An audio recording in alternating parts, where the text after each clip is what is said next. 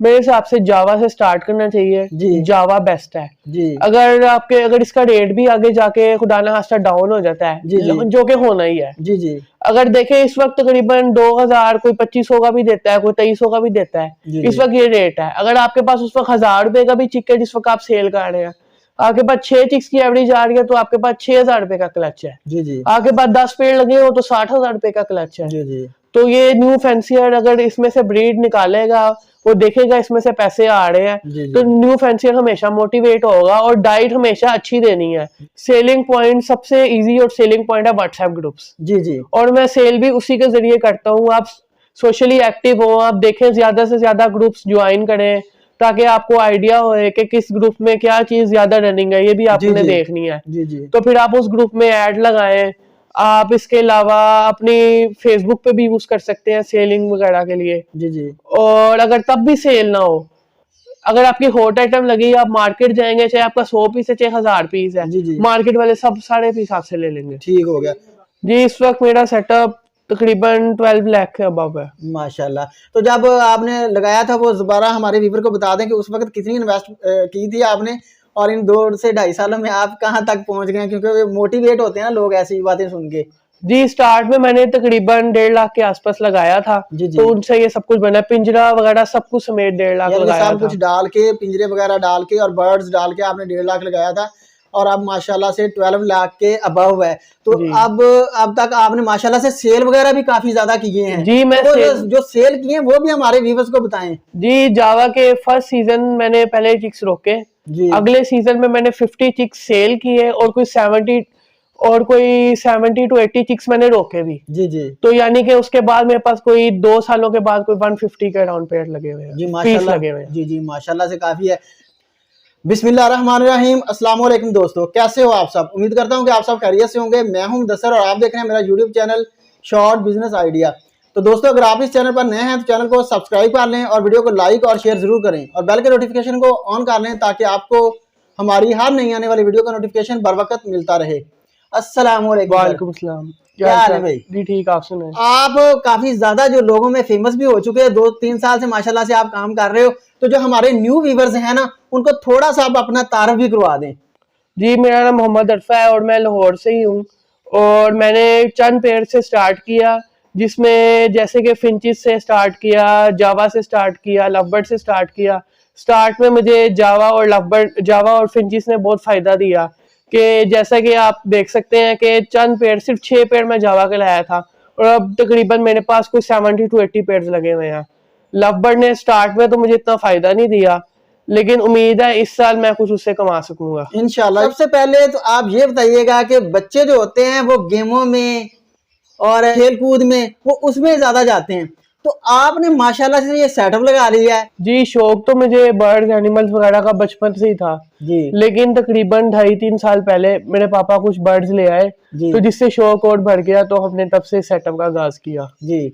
तो ये आपको शौक पापा लेके आए तो आपको शौक पैदा हो गया, तो बच्चे जिद करते हैं यार मैं फुटबॉल लूं, मैं गेम बैट खेलूं, इस तरह की चीजें, तो आपका इसमें शौक बढ़ गया, ये क्या इशू हुआ?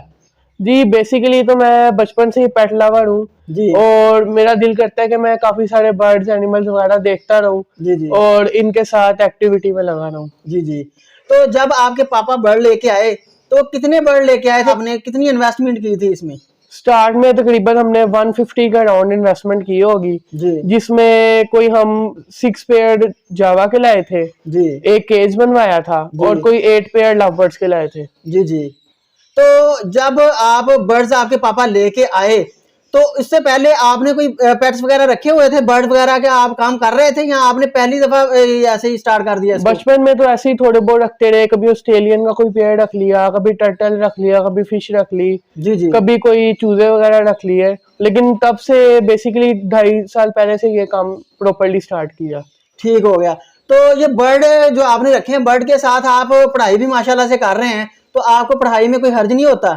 नहीं, बेसिकली इन्हें इतना टाइम भी देने की जरूरत नहीं है। जी आप अगर दाना कर रहे हैं तो आप 3 दिन बाद भी अगर दाना कर ले तो आपको इतना टाइम नहीं लगता, और अगर कोई हेल्प कराने वाला हो तो सब सारा इशू ही सॉल्व हो जाता है। सही है। तो आप 3 दिन बाद कह रहे हो कि दाना, बाज का तो होता है कि लोग कहते हैं कि जो दाना है ना इसको आप डेली करवाएं, और इसकी सफाई वगैरह भी दाने की करनी पड़ती है और पानी वगैरह जो है वो उसको भी देखना पड़ता है, तो ऐसे इनको बर्ड्स को कोई हर्ज नहीं होता? नहीं, ऐसे कोई मसला नहीं है अगर आप दाना सही क्वांटिटी में डालें और खुला जो बर्तन हो, सही खुला बर्तन हो जिसमें बर्ड को खाना पानी में कोई मसला ना हो रहा हो जी, तो आप 3 दिन भी दाना चला सकते हैं। ठीक हो गया। तो आप जब इनको दाना पानी करवा देते हैं तो उसके बाद इनको आप देखते वगैरह नहीं है कि यार कोई बर्ड को किसी इशू हो रहा है, कि किसी को सर्दी लग रही है, किसी को गर्मी लग रही है, वो टेम्परेचर वगैरह भी तो हमें मेंटेन करना पड़ता है, तो उसमें आप क्या करते हो? जी, ये चीजें देखनी पड़ती हैं, कोशिश होती है कि एक टाइम सुबह और एक टाइम रात सब पे नजर डाली जाए जी, जी। ताकि अगर किसी को कोई मसला है, कोई भी इशू है तो देखा जाए। अगर किसी ने दाने का बर्तन अगर गिर गया हो तो वो तो देखना पड़ेगा कि अगर इस तरह ना हो कि दाने का बर्तन गिर जाए और आप 2 दिन बाद आए शेड में तो जी। बर्ड तो ऐसे ही मर जाएगा। जी, आपका लव बर्ड जो है वो क्यों नहीं चला? उसमें क्या आपको इशू आया? क्या आपने उसमें फेस किया? स्टार्ट में तो मैं ब्रीडर पेयर समझ के ले आया था कि सेलर ने कहा ब्रीडर पेयर है, जी, जी। तो वो पता नहीं कि ब्रीड निकाल के जाया पेयर थे कि क्या चक्कर था उनका कि एज शायद उनकी पूरी नहीं थी, तो स्टार्ट में 8 पेयर में से सिर्फ 1 पेयर ने ब्रीड की। जी, जी। तो जो दूसरे पेयर थे उनका आपने डीएनए वगैरह करवाया था या वैसे ही आप ले आए थे उनको? हो सकता है वो दोनों मेल हो या फीमेल हो, जिसकी वजह से मैंने आपको कॉलोनी breed आई। लगाई हुई थी। अच्छा, कॉलोनी लगाई हुई थी। कॉलोनी में तो माशाल्लाह उन्हें करना चाहिए था। तो उनकी क्या एज थी जब आप लेके आए उनको? ये तो मुझे नहीं आइडिया था क्योंकि अब नया फैंसियर है, वो इसी तरह ही करता है, ब्रीडर पेयर उठा के ले आता है कि आज मैं पेयर लाया हूँ, कल अंडे आएंगे, परसों बच्चे आएंगे। जी, जी। इस तरह किसी को भी नहीं करना चाहिए, हमेशा लाने हैं तो पट्टे ही लाने हैं। आपको पता हो उसकी क्या एज है, जी, आपको जी। पता हो एज पूरी हो गई है तो अब इन्हें ब्रीड पे लगाना चाहिए, अब इन्हें नहीं लगाना चाहिए। जी, जी। तो जो आपने माशाल्लाह से कॉलोनी लगाई है, तो उसमें आपके पास कौन-कौन सी म्यूटेशन मौजूद है? जी, मेरे पास इस वक्त व्हाइट और ग्रे लगी हुई है। ठीक है, व्हाइट और ग्रे लगी हुई है। तो किस पे आपका तजुर्बा अच्छा रहा है? जी, मेरा जावा का तजर्बा बहुत अच्छा है और इनकी 6-7 बहुत आराम से एवरेज आ जाती है। जी, जी। और अगर आपका पेयर अच्छा हो, 100 फूड डाइट वगैरह प्रॉपर हो, आपको एक पेयर 10 बच्चे भी पाल के देगा। माशाल्लाह। तो सॉफ्ट फूड में आप इनको क्या देते हैं? सॉफ्ट फूड में मैं अंडा देता हूँ, बीच में रस मिला देता हूँ और मैंने इसके अलावा शेड्यूल बनाया हुआ है। एक दिन मोरिंगा इस्तेमाल करा दिया, एक दिन मील वोम इस्तेमाल करा दिया, एक दिन ऑलिव ऑयल इस्तेमाल करा दिया जी, और जी। कभी तो इनमें हैंड फीड और एग एंड बिस्किट भी यूज करवा दी। ठीक हो गया। माशाल्लाह से 2-3 साल हो गए आपको लगाए हुए, तो इनमें कोई डिजीज वगैरह तो नहीं आती? जो जावा है बेसिकली ये एक हार्ड बर्ड है, जी, इसे इतना इशू नहीं होता। जी। ये बिल्कुल लव बर्ड्स के बराबर ही यानी कि है, इसलिए यानी कि आप समझ लें इनमें डिसीज भी सिर्फ एक ही आता है, वो भी बहुत कभी मुश्किल हो गया कि आ गया। जैसे कि मैंने कैंकर इसमें फेस की हुई है, लेकिन वो इस तरह आता है कि 2 महीने में 3 महीने में एक को कैंकर हो गया। सही। उससे अगर आप बचाना चाहते हैं तो आप ब्रोनीविट का एक कोर्स करवा दें हर 3 महीने बाद, जी, जी। तो कोई इशू नहीं आएगा। यानी कि इनका इम्यून सिस्टम जो है वो काफी माशाल्लाह से मजबूत जी। है, जिसकी वजह से इनको बीमारियां फेस नहीं करनी पड़ती। ठीक हो गया। तो बीमारियों से बचाने के लिए और आप इनको क्या यूज करवाते हैं, विटामिन वगैरह? विटामिन, ब्रीडिंग विटामिन में तो मैं वाइटासोल सुपर यूज करवा रहा जी, जी। हूँ और कैल्शियम के लिए मैं डी न्यूट्रिकल यूज करवा रहा ठीक हूँ। और है। सर्दी से बचाने के लिए आपका दाना अच्छा होना चाहिए, डाइट प्रॉपर हो। जी। इसके अलावा अगर आपने बाहर रखा हुआ है सेटअप, जावा तो बाहर भी बहुत आराम से रह लेती है, ठीक हो गया। लेकिन ये कवर प्रॉपर होनी चाहिए, इसे धूप लगनी चाहिए, जी, तो जी। ये सही प्रॉपर ग्रो करेगी। ठीक हो गया। तो मैक्सिमम कितना टेम्परेचर हो तो ये अच्छी ब्रीड कर सकती हैं?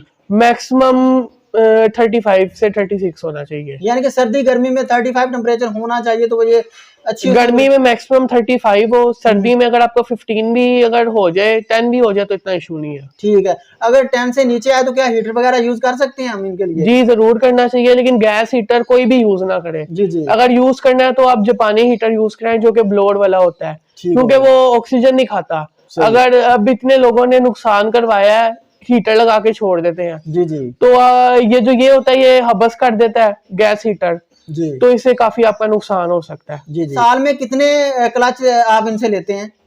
साल में मैं सिर्फ इन्हें 3 से 4 महीने रेस्ट देता हूँ, बाकी ये सारा साल ब्रीड करती रहती हैं। ठीक है। तो एक क्लच में आपके पास कितने अंडे बच्चे आ जाते हैं? एक क्लच में मेरे पास तकरीबन 6 एग्स और 6 चिक्स की एवरेज आई हुई है। ठीक है। तो उनमें से जो होते हैं सेल्फ कितने हो जाते हैं? सेल्फ 4 से 5 सेल्फ हो जाते हैं। यानी कि 4 से 5 सेल्फ हो जाते हैं। माशाल्लाह अच्छी रेशो है आपकी। जी। अच्छा, तो और इसके अलावा जो है हमें बाज़ होता है अनफर्टाइलिटी का इशू आता है, तो उससे बचने के लिए आप क्या करते हैं? जावा में अल्लाह का शुक्र है ऐसा इशू नहीं आता। नहीं आता, ये यानी कि 100 पेयर थे जावा के, तो उसमें से चंद ही 2-3 ऐसे पेयर हो शायद जो अनफर्टाइल करे, वरना इसमें इशू नहीं आता। जी ठीक हो गया। तो जो बॉक्स वगैरह हैं तो वो आप पूरा साल लगा रहने देते हैं या आप सीजन के सीजन ही लगाते हैं? मैं सीजन के सीजन लगाता हूँ, वो फिर बॉक्स उतार दूं, क्योंकि अगर गर्मी होगी वो अंदर घुस के बैठे रहेंगे तो गर्मी से वो मर भी सकते हैं। जी जी ऐसा ही है।